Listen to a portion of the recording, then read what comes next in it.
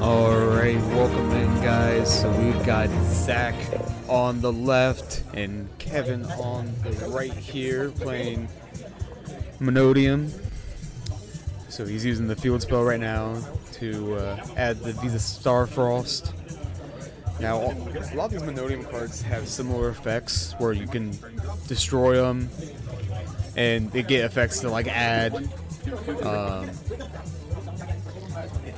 Makes it have a lot of synergy with the Visa Starfrost because it can destroy to special summon.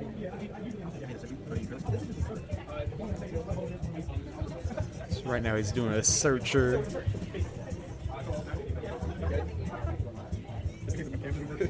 So this is our first time doing anything like this, doing like a feature match type thing.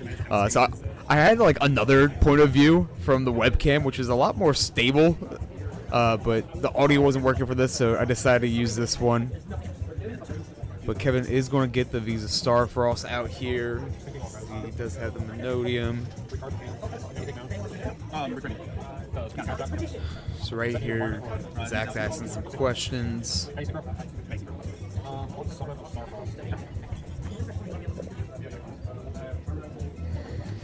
And there's the nib there, the huge Nibiru. Now it's perfect timing on that, doing that before the synchros. Because if he would have been able to go into synchros, he could have gone into the Excel Stardust. And that has some ways to somewhat get around Nibiru, because it can be synchros summoned immediately into the Stardust and then into an unaffected level 10. So that's Robert there in the background, my co-host. He's offering me to get me some water, which I do appreciate. I was holding this camera for a long time, and he did offer me throughout the match like a few times, go get some stuff. So Kevin, he does have what is that? It's that fairy monster that Christia. Yeah, so makes it so he can't special summon, which is pretty huge. Like Zach's deck with Dragon Link, if he can't get around that, it's gonna be rough for him. So let's see what he does here. So with Rebellion, he's adding the Druid Swarm, tributing the Nibiru, to get the Druid Swarm, and then attacking into Christia to send it with Druid Swarm's effect. Which is pretty nutty there. It's pretty good heads up play there. Get rid of that. Now, a lot of the Mannadium lists, you don't see the Archel Christia, but I do like it. Being like, although Zach did have a good play to get around that, like being able to have those tuners as fairies push that out is pretty solid. Like without that Druid Swarm there, Zach would be completely paused in his plays. Wouldn't be able to do too much.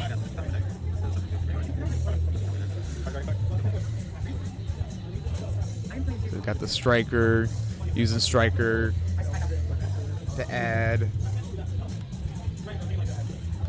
Just pop himself to use another effect.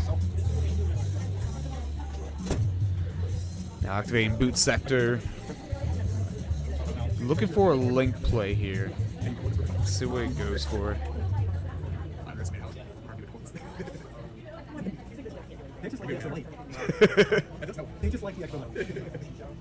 So what Robert's talking about there is we do play at a pub, and the light is pretty dim. So if you do have some like vision issues, it can be a little bit hard to see. So that's another bonus of being in the feature match. You get the little light for the duel, so you can actually see things. But we try to have the lights on in some areas. It might work then. I mean, this is back. This will be funny too. If this works, I want this posted next to it. Please. Hilarious. Please. You have option A or option B. Great to watch. Because you're still going to hear constantly talking in this conversation. Exactly. It'll be a hit. Show it. It's right there. He's literally hold the phone. That's funny. So what we were just talking about there is how I have the separated option for the webcam. But right now I'm just recording through the phone. I'm using the phone recording because the audio didn't go through the webcam. Which, let me know in the comments what you guys think. Like, you like this phone point of view where you can like zoom in on like each person's side and see what they're doing? Or would you rather have the standard webcam view? I'm leaning towards the, like for next time, the standard webcam view and having like a microphone there. But might try the same thing, have like both, just in case something goes wrong. Alright, so he's using Sphere's effect to tribute himself to bounce back the Mannadium card to hand, which is actually like pretty solid because being able to do that makes it so he can't go into his other plays. Because you gotta have a Mannadium on the field, destroy that Mannadium to get things really started. So he's activating the Bestial Magma Nut, gives the effect to add another dragon. From the end phase there. Has Rebellion, tributing the Magma.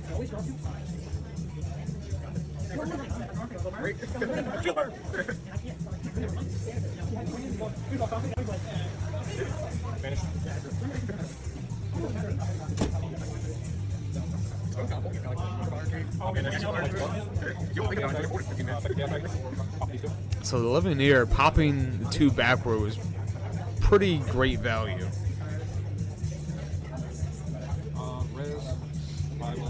Don't really see Kevin having an out here unless he's got like some like a Nibiru himself.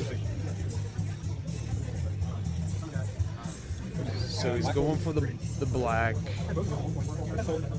and possibly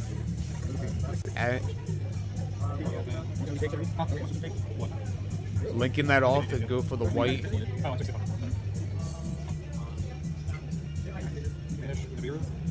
Yep, there it is. There's the link play. Yep. So now it's activating the Levineer effects. And it's also adding the white. Yep. The regain. So another card was banished.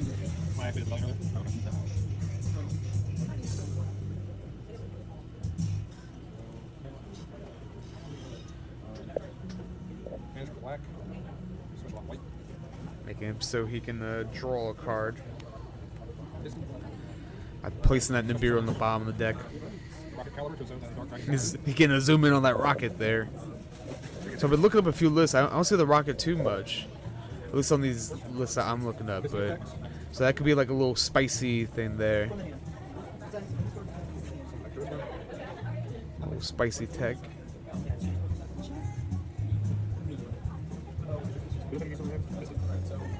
At least that, I can't see the name of it, but that individual rocket. The other rockets they do use. Like the Striker and the Rocket Tracer. I could be wrong. Let me know in the comments. Is that like a common thing that they use? Or maybe this list doesn't... Oh wait, no, this list I'm looking at, they do have one. Okay. But I digress. So he's got the Magma Mutt. Banishing the Darkness. And that looks like it's pretty lethal there. Game 2? Alright, that's the end of game 1. We're going to be sighting and then going into game 2.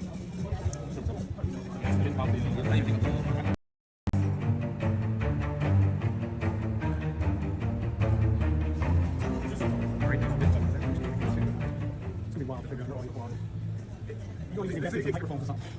This will be our origin here. This is the origin story. This is where I can look back from. We can have quality, was it commentary? Like you watch the old movies? Where you play the commentary? Like, oh yeah, remember the time we were filming our first feature match and we were going at it and we were talking the whole thing? Right? I mean, like, You guys got anything to say for the video? The home video quality shake. You're like, look at the camera. Although there are some things like they're kind of cool, like I can zoom in on his side or zoom in can go on his like side. to his side. Like, and pop it off, zoom in on his side, and pop it off, zoom on his side. There's some benefits to it. So you got that into the steady camera. Right. I'll learn to edit. I'll give it like explosions and stuff. Let me see. Ready for Yu-Gi-Oh! You know, I'll just destroy stuff like that. You know what? You find yourself there. I'll do it. I love that conversation there.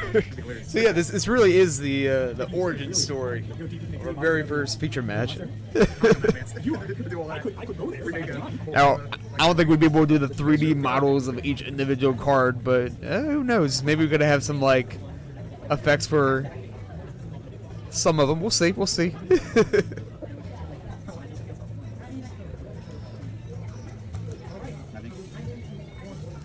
So we got Kevin going first again.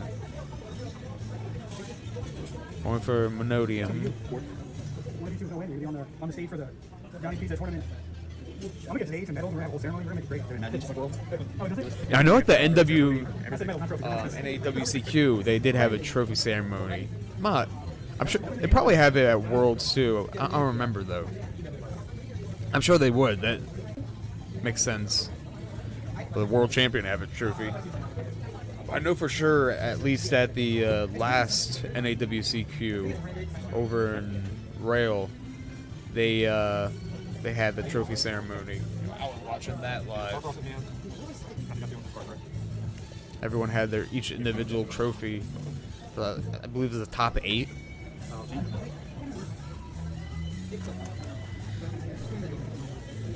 Okay, so you got XL on the board. Zach's got the Nibiru again. So this time he's getting to the XL.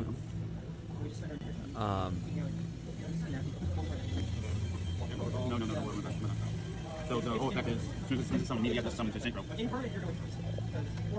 So looks like he's Nibiruing at the summon of XL, but then you're able to chain the XL to tribute, bring out the Stardust, and then do the immediate synchro into the level 10 for what's his name here? Bestial Dissipator. He's got a token there too. I think it says "Hate Greg" on there. I'm sure there's a story behind that. I'm not sure where it is, but that's his token. I think that's what it says. Zach, if you know, let me know. I want to know what the story behind it is. Yes, right now we are in game 2. Zach took game number 1. It's looking pretty good for Kevin right now. He's got his board pretty built up here. He's going into another field spell here.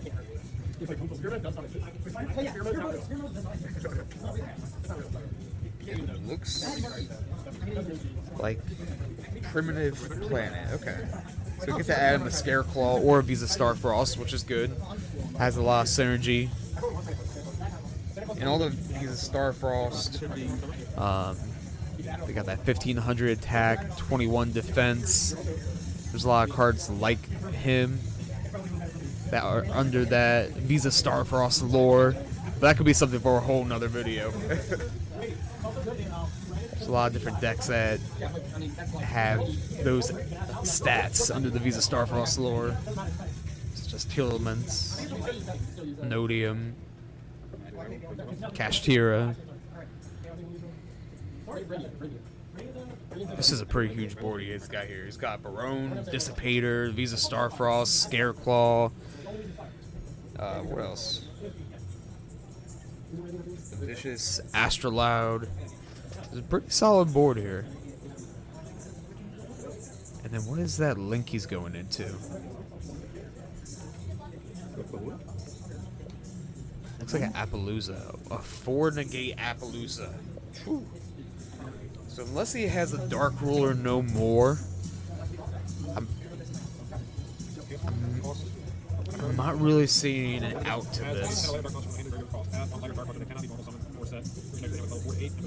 So they're just going over the effects. Chaos space.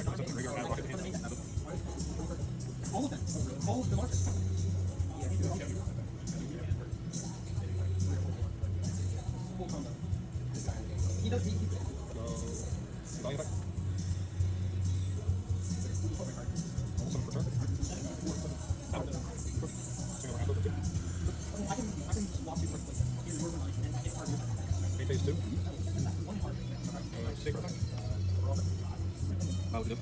Same thing as the basically. Game 3. All right.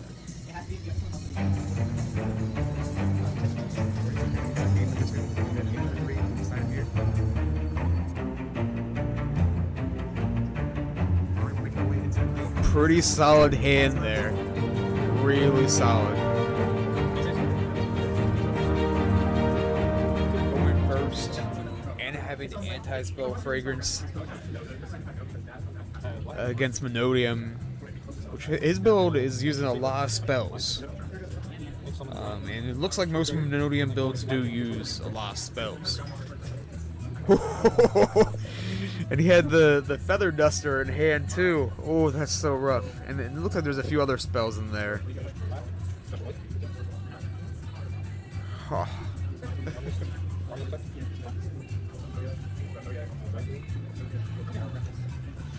Whew. Getting Magma Nut. Okay. So banishing the striker. Use a magma effect. Get a dragon during the end phase. Building up his graveyard there.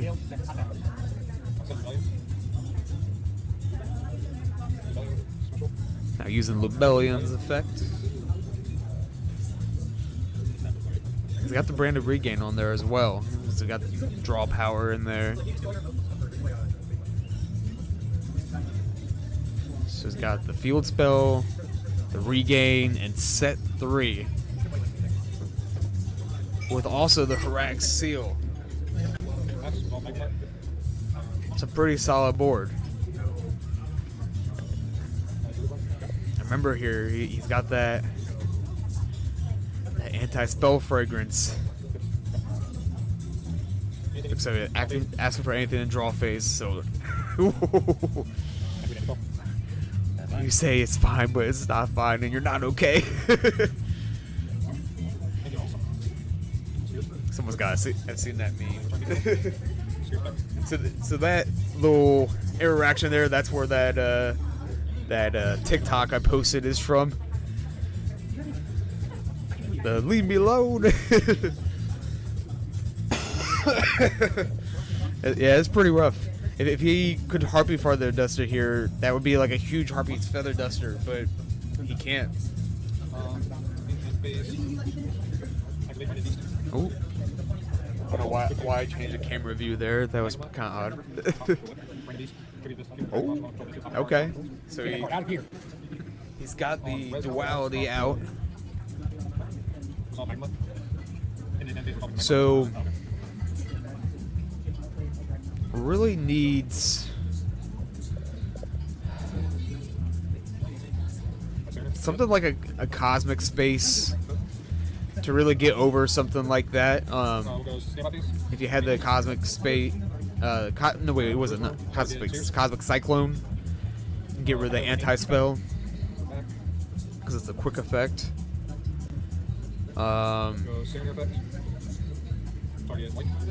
Or a Nibiru here to just keep him alive.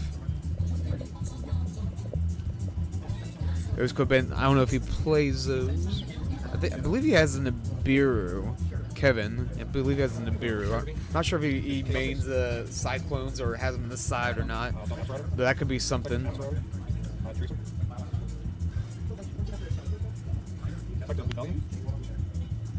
Since you would be assumed that Zach would be going first. Cyclone could have been a good route there.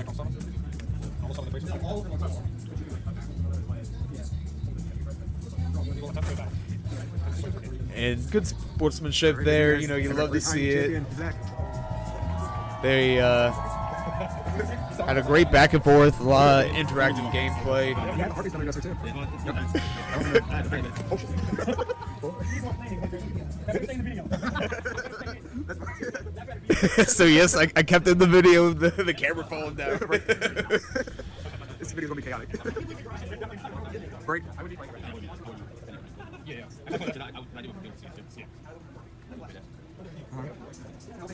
And congratulations, Zach, on being the July 2023 Johnny's Pizza and Pub Ocean State, Maryland Yu-Gi-Oh! Tournament winner.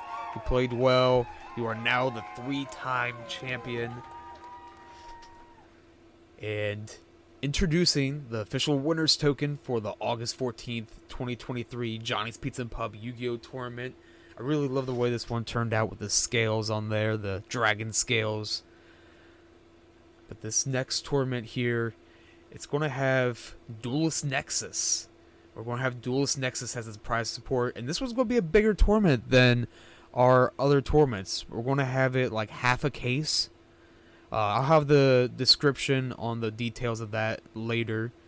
But it's going to be a lot of prize support. So make sure to come out to Johnny's Pizza and Pub in Ocean State, Maryland.